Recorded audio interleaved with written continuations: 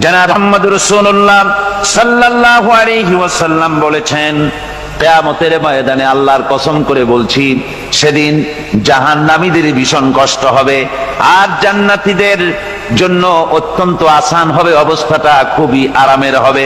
নবীজি বলেন, এক ফরজ নামাজ, এক ওয়াক্ত ফরজ নামাজ আদায় করতে যে সময়টুকুন লাগে, কিয়ামতের মাঠের এই সময় এত বড় বিরাট লম্বা সময় জান্নাতীদের জন্য এরকম হালকা হয়ে যাবে। সুবহানাল্লাহ। হযরত আবু সাঈদ খুদরী রাদিয়াল্লাহু তাআলা আনহু হাদিস কেন বর্ণনা করেছেন, এক ওয়াক্ত নামাজ, একটা ফরজ নামাজ পড়তে যতটুকুন সময় লাগে এতটুকুন সময়ের ভেতরে জান্নাতীদের কারবার শেষ হয়ে যাবে। সুবহানাল্লাহ বিহামদি। আর ওদের কারবার তো শেষই হবে না। وَيَوْمَ تَشَقَّقُ السَّمَاءُ بِالْغَمَامِ وَنُزِّلَ الْمَلَائِكَةُ تَنزِيلًا। ওরা ফেরেশতা দেখতে চায়। সেদিন আসমান সমূহ বিদীর্ণ হয়ে মেঘ পুঞ্জ বেরিয়ে আসবে, আত্মপ্রকাশ করবে। তার ভেতর থেকে ফেরেশতারা ক্রমাগত নাজিল হতে থাকবে। আর অবস্থাটাই হবে, আল মুলকু ইয়াউমাইযিনিল হাক্কু লিররহমান ওয়া কানা ইয়াওমান আলাল কাফিরিনা আসীরা। আর সেদিনে বাদশাহী হবে কেবলমাত্র রহমানেরই। ওয়া কানা ইয়াওমান আলাল কাফিরিনা আসীরা।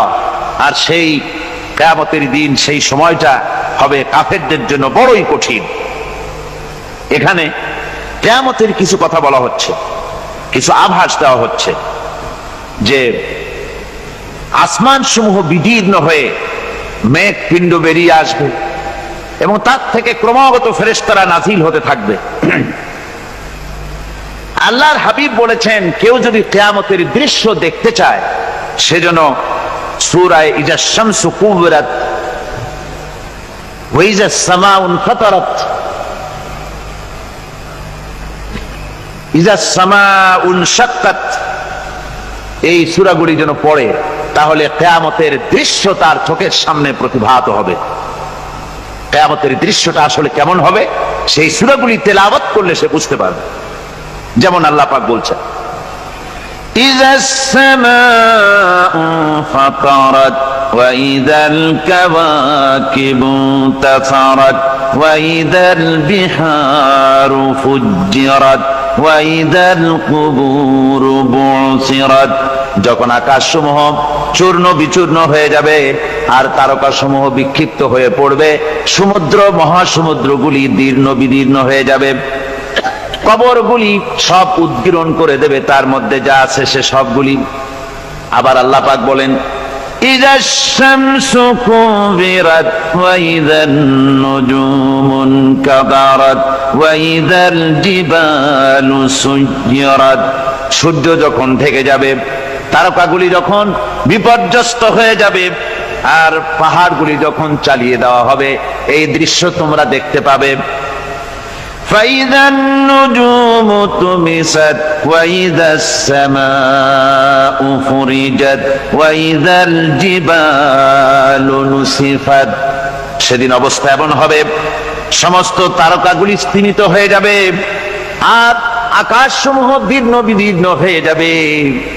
আর দেখতে পাবে পাহাড়গুলি, সমস্ত পাহাড়গুলিকে উড়িয়ে দেওয়া হবে। আবার অবস্থা আরো কি হবে, فإذا برق البصر وخسف القمر وجمع الشمس والقمر। যখন চক্ষু বিস্ফারিত হয়ে যাবে মানুষের, চাঁদ আর সূর্য নিষ্প্রভ হয়ে যাবে, সব একাকার হয়ে যাবে, চন্দ্র এবং সূর্য তার অস্তিত্বকে হারিয়ে ফেলবে।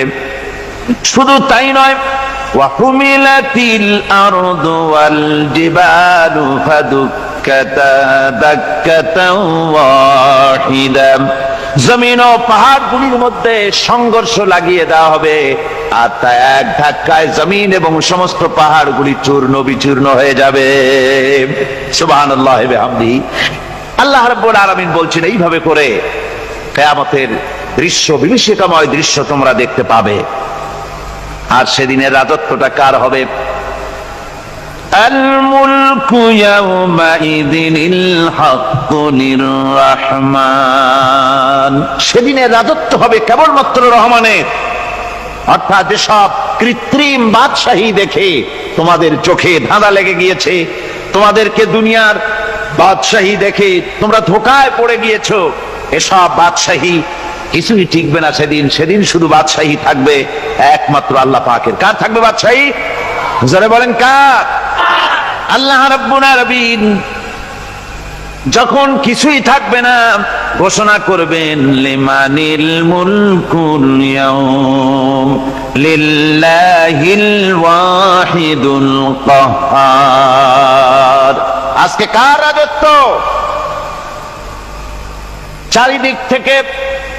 চারিদিক থেকে আওয়াজ আসতে থাকবে, পরাক্রমশালী আল্লাহ রাব্বুল আলামিনের রাজত্ব আর কারো নয়।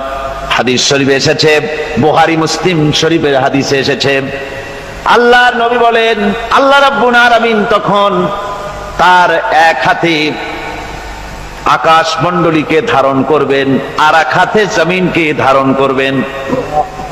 আকাশ মণ্ডলী এক হাতে, জমিন এক হাতে। এভাবে আল্লাহ রাব্বুল আলামিন বলবেন আইনাল জাব্বারুন আইনাল মুতাকাব্বিরুন। কোথায় সেই স্বৈরাচারীরা? কোথায় সেই দুর্বিনীত অহংকারী স্বৈরাচার যারা আমার জমিনের উপরে, আমার মানুষের উপরে রাজত্ব চালিয়েছে? তারা আজকে কোথায়? কোথায় সেই অহংকারীরা?